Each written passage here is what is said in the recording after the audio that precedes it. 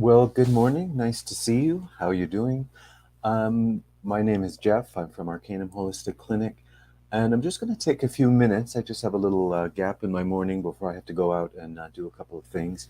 But I wanted to address actually a good set of questions that someone emailed to me, and these were specifically they were bringing up points or addressing questions in follow up to the Chronic Miasm webinar that Allyson and I did a few weeks back. And it's was a very good webinar because, well, I just know because all of my patients since then who've seen that, we've since talked about some of the concepts as they apply to themselves, in their own treatments, every time they come in for their appointments. And I've also gotten some other emails and things. But this particular viewer, he's put some very considered thought into some deeper questions, getting at some of the deeper aspects. And I love this. I think this is the process just about anyone goes through when we're trying to learn something, when we're trying to understand something. Of course, we'll go through questions in our mind and try to figure it out. And hopefully, if we have someone to discuss it with, that's great. There's nothing like a dialogue to really flesh out your thought process. So, anyways, I will be exclusively doing that today. I'm going to be taking this person's email and using that as kind of a dialogue. I know I'm just talking to myself here, but I know you are there. You're on the other side of the camera, and we can of course continue the conversation. But anyways, I'll dive right in here. Let me bring up their email, and I'll kind of do this a little bit backwards. I'm actually going to go to the very end of their email, where they basically state a grand summary statement of their what really all their questions about, and I'll speak to that kind of on its terms, and then I'll scroll back from the beginning and I'll get into some of the more detailed questions that the body of this email went through. So starting in this kind of blue highlighted area at the last paragraph, where he says the overarching thrust of this question, however, is what role does treatment and eradication of the miasmic state have in preventing future illness or infection of that same condition or disease? So essentially, and we'll see this when we go back through some of his detailed questions, that yeah, this is a good summary. He's really kind of playing around with the edges of, okay, if we cure the chronic miasms, can they come back? Can we get into other situations where we'll be infected again? And a lot of these sort of questions and variations on that. So yeah, he does summarize it quite concisely right here at the end. And so just to kind of answer him at this general level, as I say, we'll loop back to some of his more detailed questions, but we will, and I may be partially repeating some of the things that I said in that original webinar a few weeks ago. I know, well, I don't remember every single word I said, of course. I remember some of the things I've talked about, but this basic question on basically reinfection, or contracting the same illness all over again, even though it's been cured at some point in the treatment. This is really the heart of the concept that he's struggling with. And it's a good thing to, of course, as I said a moment ago, it is good to struggle with concepts and to ask questions about them, try to work them out in ourselves, work them out in dialogue and all this. So as I say, starting with this more general version of his summary question, as it were, I'm going to kind of outline some of the basic concepts to start to weave a broader response here. So I have some of my own notes I've handwritten here. So the first thing we need to lay down, I mean, I have a few concepts here, but let's just kind of lay these down, see where we can get to with this. The first thing it's something I didn't even write here, it's just popping into my mind. Let's just back up and give a little bit of the bigger context here. So we're talking about chronic miasms. These are diseases, right? These are genetically inherited diseases that come down generation to generation. And this bigger concept I want to start with is, if we're talking about the idea of disease, well, first we have to put that into its framework. And when we get into Heilkunst therapeutics, we're really dealing with three very distinct and different therapeutic jurisdictions, right? I know I talked about this in the original webinar. I'll just very, very briefly point out the main idea here, but you can probably again enhance your own understanding if you want to review that part of the original video. But just as a general outline, the three jurisdictions have to do with, like, when we are going to do anything in a therapeutic context, right? We're going to give someone some kind of treatment, some kind of nutrition, some kind of therapy, all the different things that healthcare is about. There are exactly three, and there are only three therapeutic jurisdictions that we can act within. And this isn't just Heilkunst, right? It's not just Heilkunst that these three jurisdictions apply to. This applies to all of healthcare: Western medicine, massage therapy, nutrition, the homeopathic remedies, the timeline therapy, surgery, every possible health modality that you've ever experienced or that you know about, all of them have to fit under these three jurisdictions. It's like the laws of nature don't work one way over in this modality and another way over in that modality. So, anyways, that's the bigger idea of the three jurisdictions. It covers all of healthcare, and it's inclusive of everything. Like you can't name some treatment or some modality that somehow exists outside of these three jurisdictions. So that's the big idea. And again, very briefly, you can find out more in that previous video. I have, of course, previous blog posts I've written on these three jurisdictions. But the first jurisdiction is what we call therapeutic regimen.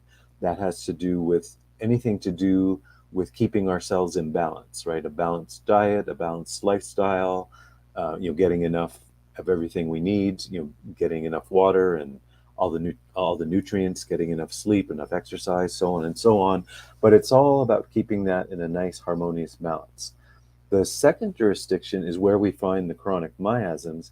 This is where we're dealing with actual disease, where I say the first jurisdiction is about balance or imbalance. That's not a disease.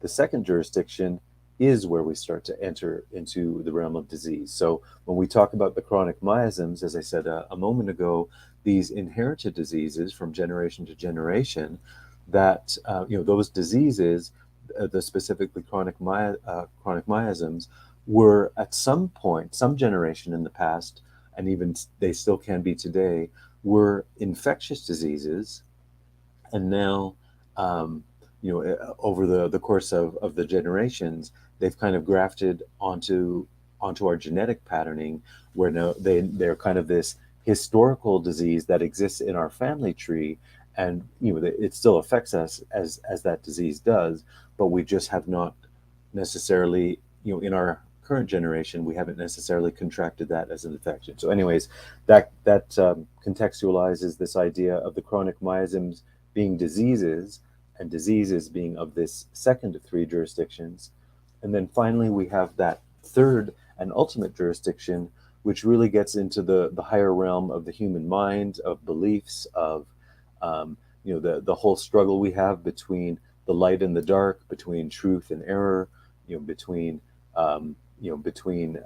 what is real versus what is false. Like, anyways, there's many things we can kind of outline to even begin to talk about that third jurisdiction. But for the purposes today, I just wanted to remind us of these three and only three jurisdictions, and how they function, how they operate within therapeutics and within treatment in general.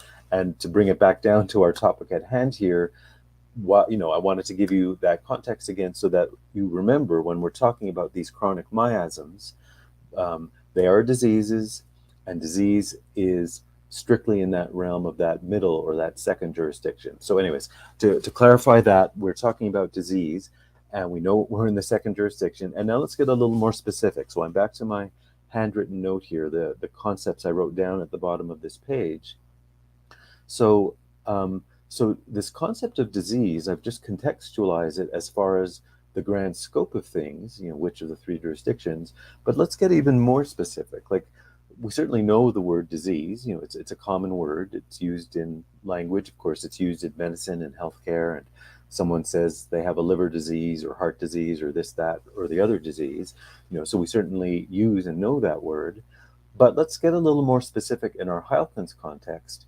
Disease is not like that. What I want to clarify here is disease as a word, as a concept, is kind of used in a pretty vague and kind of an abstract way. As I say, we use the word all the time, but it's not really clear to most people, even to doctors and healthcare professionals, what what actually is a disease. What are we talking about? What are we trying to treat? What are we trying to cure in the patient if we're curing disease, right? That's the whole point of treatment of disease, is to cure it.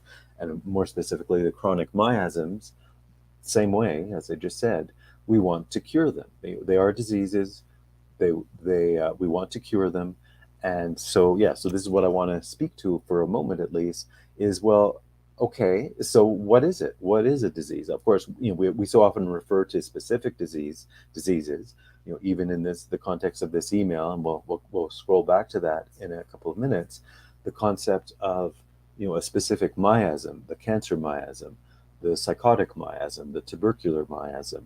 Okay, that's just another way of saying the cancer disease, the inherited cancer disease, the inherited tubercular disease, and so on. So yeah, we name these specific diseases, but again, what gets often left out and kind of vague and abstract in not such a good way is, this deeper and more general understanding of what is disease.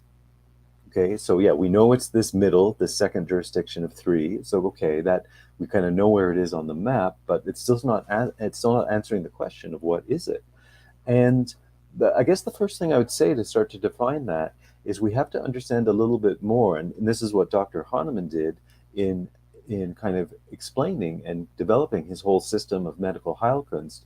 He gave us some much more concrete definition of disease, and to get a little bit into that, we need to kind of bring out a very powerful distinction that Dr. Hahnemann made in terms of the whole structure of the human being and how our life force works, and how our health works, how disease works, what's going on in our physiology.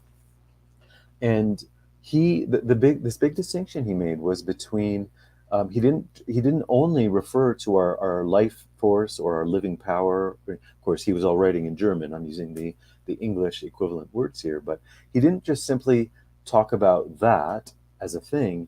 He did something no one else has ever done before, and he distinguished between two sides or two functions of that living power. Almost like two executive branches of the government. So, like, yeah, there's in the United States government, for example, you have the Congress and you have the Senate, and you also have a judicial branch. Anyways, I'm not a U.S. legal scholar, but we all kind of know these common concepts. They're all part of the grander government in general, but there's kind of these very distinct branches which each function in their own way for their own purpose, for what they're meant to accomplish. So that analogy to say that we don't just have a general or generic life force or living power, we have the we have what he called the substantive power. I'm translating to English here, and we have the generative power.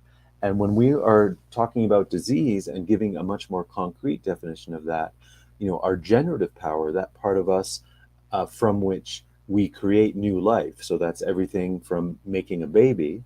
If you haven't done, your grade 7 health class, you may need to catch up on that if you're not sure where babies come from. But I'm telling you, in these terms, a baby comes from the generative power, right? We don't just like making a baby isn't the same thing as digesting our lunch, right? Digesting our lunch is more of a process of taking certain parts of the food, taking certain nutrition, and just kind of rearranging them, putting them in the body where they go. Oh yeah, we need some vitamin C in these cells over here. We need this over there, and it's just kind of more of a rearrangement exercise. And then, of course, discharging all the unnecessary elements. Of course, that's the going to the bathroom a few hours later, and we urinate, we have a bowel movement, we get rid of it. So all of the above, what I just described, is more of the substantive power. That, as I say, that's just a big exercise in rearranging things. But when it comes to creating a new life, creating a baby, it's not merely a matter of rearranging cells. You're bringing a brand new individual consciousness. You're bringing a brand new spirit being. Whatever vocabulary is kind of makes sense in your worldview. But one way or the other, we're talking about something that's not just a mere rearrangement of existing cells, but we are bringing. I mean, yes, there are cells that are involved. There's a sperm cell and an egg cell, and all the mechanics of how reproduction works as far as that goes. But you can't ultimately explain what's happening purely on those terms, purely in substantive terms, purely in terms of rearranging something.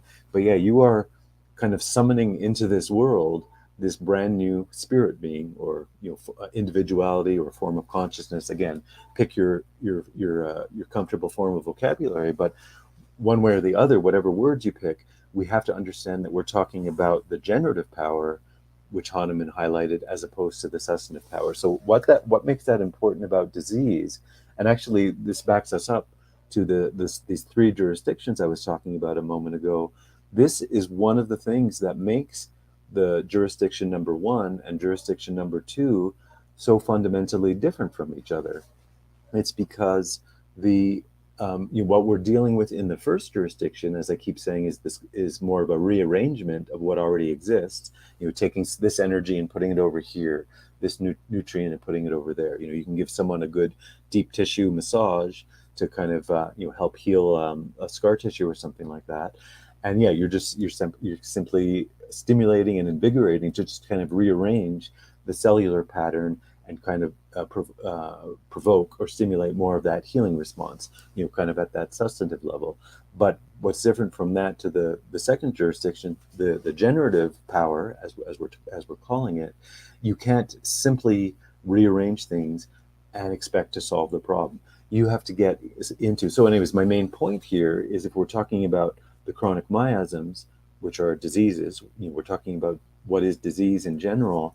You have to understand, in Hahnemann's terms and in his observations and in his medical science and all of this, that to understand chronic miasms or any of the diseases, that to have a disease, to contract a disease, to carry a disease as kind of an active pathology in your physiology, means that something has been implanted in your generative power, and not a good something. Like, of course, the generative power can do very good and positive things, right? It can generate new thoughts, new creative thoughts in your mind. If you're an artist, it's what's behind your artistic creative process, right? All these positive things that come out of our generative power, creating new life, as we were just alluding to. Yeah, these are all positive, healthy things. But the case of disease is it kind of latches onto your generative power for negative purposes, right? It now creates a chronic illness. It creates a degenerative process, right? So our generative power can be positive, it can be negative. That's literally the word degenerative, degenerative disease.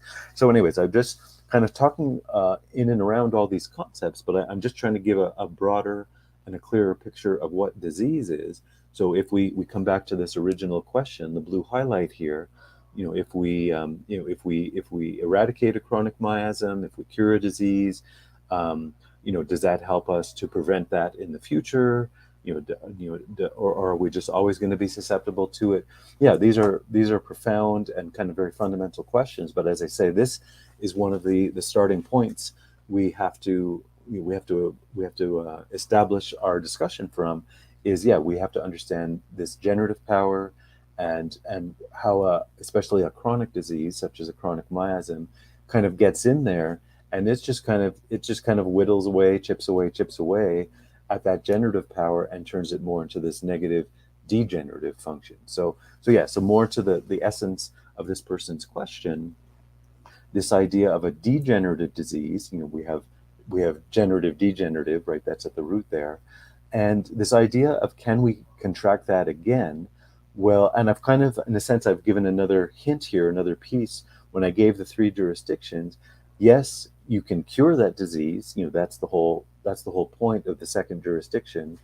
But the fact that we have those three other jurisdictions means that, either at the first jurisdiction level, our diet, our lifestyle, are you eating junk food diet, are you eating all the wrong things for your blood type or for what makes your body healthy, then yes, you are going to, I mean, this is pure common sense, but I'm just putting it into our bigger conceptual structure here. Is yes, if you break common sense and eat junk food and do all the other bad things from the first jurisdiction, you are going to create the conditions where your whole physiology is going to have greater and greater susceptibility to some form of disease, maybe one you've had before and already cured, and now it can come back again, or a disease you've never had before. Maybe a miasm that wasn't that significant for you. Maybe you actually reopen a greater susceptibility for yourself to whatever it is. So, anyways, my big point here is, yes, we have disease. It lodges in the generative power. That can be cured. That's the law of similars and all of this. But as I'm saying, if that's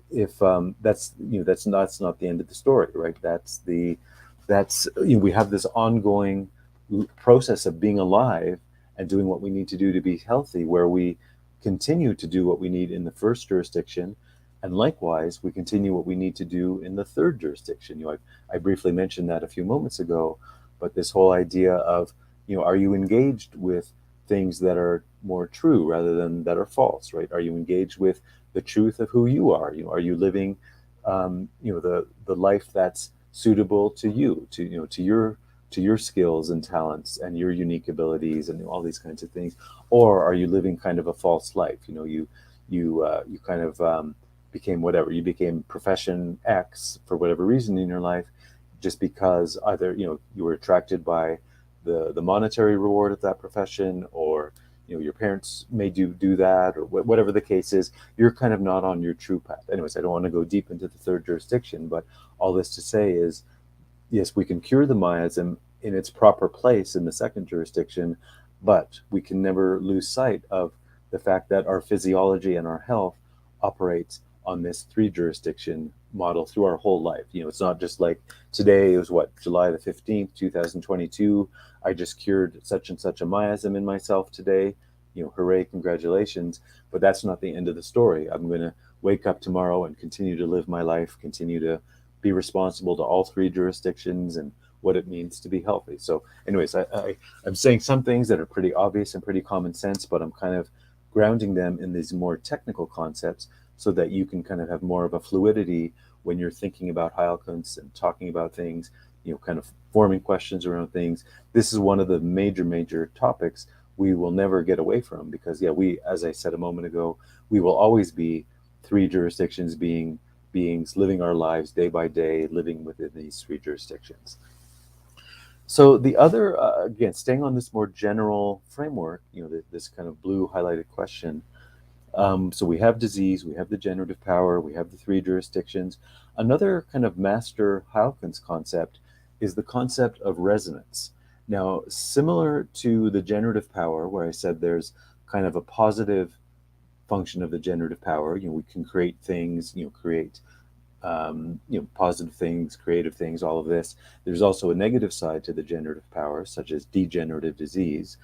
Resonance is the same. We can have a positive resonance or we can have a negative resonance. So in the case of disease, including the chronic miasms, you can say, and again, this comes out of all three jurisdictions, where kind of a condition of negative resonance has been created in ourselves, in our life, whatever the context we want to talk about. That is what kind of draws a disease towards us or into us, whatever preposition or word you want to use there. We can only contract a disease, even if we've cured it before and we're going to contract it again, on the basis of a negative resonance, right? Or maybe a somewhat different way of saying that is, yes, of course, disease is bad. If we want to talk about good and bad, it's not. It's the opposite of health, right? It's the opposite of all the positive things we want out of a healthy life. But at a more ultimate level, even when there's a negative resonance which draws a disease matrix into ourselves, if we handle that properly, through the second jurisdiction, through the remedies, through curing that disease, we end up turning that negative resonance into its positive counterpart. So there is, as I say, if we handle it appropriately with appropriate therapeutics, we can take a disease and we can take a negative resonance and transform that into even more health and more positivity and more positive generative power and all of the rest. So a long way of saying that that disease in itself isn't bad. It's only what we do with it that turns it into something bad or something good for ourselves in the longer run. So that concept of resonance is really, really critical to Heilkunst, to disease, to treatment, to all these concepts. But I just wanted to bring it in here to our more general level. And the final point at this moment, this part of the my response that I want to give, the note I have at the bottom here, this is also a bit of a general framework, but to understand the whole, and I think I talked to some, I remember I did some degree about this in the original webinar, but maybe I'm going to come at it from a slightly different angle right here, and that is understanding the whole physiology of how our physiology works in health versus how it works in disease. One of the main concepts or starting points is we look at and we talk about the four bodies of the human being. Normally we just look at each other, we look at ourselves in the mirror, and we generally just think of one body. Oh, look at my body, look at my head, look at me walking around or whatever, look at that person. We just see these singular bodies seeming to be wandering around doing their thing. But to understand a more complete human physiology, we look at these four bodies. So again, I'll say this very briefly. This is its own huge topic. I just want to keep expanding our context here to understand the miasms, as the question is getting at. The four bodies, you can say, relate kind of to the three kingdoms of nature, plus the fourth one is a uniquely human body. So the first body, our physical body, is what we have in common with the mineral kingdom. And then our second body, the etheric body, is what we have in common with the plant kingdom. And our third body, our astral body, is what we have in common with the animal kingdom. And then finally, the fourth body, what we call the ontic organization, that's a uniquely human part of nature and of physiology. So plants don't have it, minerals don't have it, animals don't have it, but humans uniquely have that. So there we go. So there's that four-part physiology of the human being. And to the miasm context, this whole idea of curing all the chronic miasms is really about fully liberating the functioning of our etheric body. So what I said, what we have in common with the plants, it's that part of us which is which is kind of that living function. The example I gave a few moments ago of digesting your lunch and all these living functions. We breathe, we digest, we like all we sleep. We generate ourselves. Like we have all these living functions. By and large, that's being run by that second body, that etheric body. So to go through the full process of clearing the miasms at this broader physiological level is really about clearing out all these fundamental living functions, so that we're functioning properly, we're digesting properly, we're all of these things our four bodies do. This is ultimately what clearing the miasms does for us. So it clears all that, and that kind of opens the door for us at the broader scope of Heilkunst treatment is really to kind of use that as a platform, right? We have a healthy body, we're functioning, we're digesting, we're doing all these things. So now we can do what we're ultimately meant to be doing, which is kind of developing or evolving our unique individual consciousness. Because health is not just about digesting your lunch. I mean, we need to do that, but it's ultimately about being in this kind of evolutionary consciousness, right? Developing ourselves, developing our unique individuality, our unique thought process, our unique capacity, of what we can do in the world. And again, whether that's certain skill you bring to the world, or a certain insight, if you're a teacher or a researcher, whatever it is, all these kinds of things we share with each other in the broader human community are part of this higher process of the development of consciousness. So anyways, that itself, as you can imagine, is a much broader topic. I just wanted to help us round out our contextualization of what we're talking about with chronic miasms and what this business of clearing. So it's the etheric body, that second body I mentioned, that's getting cleared as we clear the chronic miasms, and that just simply gives us a good, healthy foundation to do the higher work that we're meant to do in health. So I think I've said a lot here. We're kind of coming up on 30 minutes, but I'm just going to scroll back through the main body of the email to see if there are any more specific points I want to round our talk out with today. Yeah, and I've kind of hinted at this, but I'm going to bring up this point. They're bringing up questions or examples here. If somebody has cleared certain miasms, if they've cleared their Lyme miasm, they've cleared their malaria miasm, will that inoculate one from contracting that miasm again? And that goes back to what I just said a moment ago. That really depends on all the other factors, right? What's going on in all three jurisdictions of how you're living your life and your diet and all the rest of it. What's going on in your resonance? Have you taken in a negative resonance into your life, and therefore will that bring in kind of a more specific disease resonance, because that the disease becomes that. So yeah. So as far as the way the question is framed, it's framed well. It's a good question, but I'm just saying to answer it, or maybe even to ask it, we need to broaden the scope to all three jurisdictions and to some of these other kind of fundamental concepts around resonance and all these other things. Similar question they ask about cancer. Again, cancer can be its own big topic, but for our purposes today, we'll just keep it in terms of these general concepts. Yeah, and I don't think I'm going to find too many more details we need to address here. I think I've kind of given a really good scope of the answer, at least to start plugging in these details.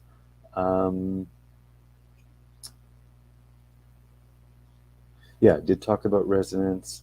Yeah, so I've kind of hit all the really big points I wanted to make here. So I want to thank this person for emailing me these questions. As I said earlier, it's great to ask questions to help your own learning process and understanding. But same on the other side of the coin. It's like, for me to hear someone else's questions, it kind of augments my own process, my own thinking process, my own understanding of all these concepts. I don't think there's any such thing as just plopping down a dictionary definition of any of these kinds of Heilkun's concepts and thinking, okay, now we've understood it perfectly, we understand it forever. There's nothing more to say. No, it's a continual evolving and evolutionary process of where how our minds understand these things.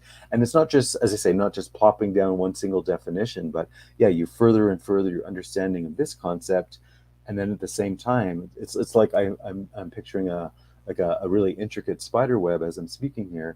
Your concept over here keeps developing, and it links up to these other concepts over here, and you just get more and more of a rich spider web or tapestry where it's not a black and white. It's like, well, up here I don't understand, and now here I'm here tomorrow and I do understand. It's not that black and white, but it's kind of this continual unfolding development process. So thank you once again, and I hope for anyone watching that you also get some new insights and some new development in your own relationship to your health and to Heilkunst and where you're at in that whole journey.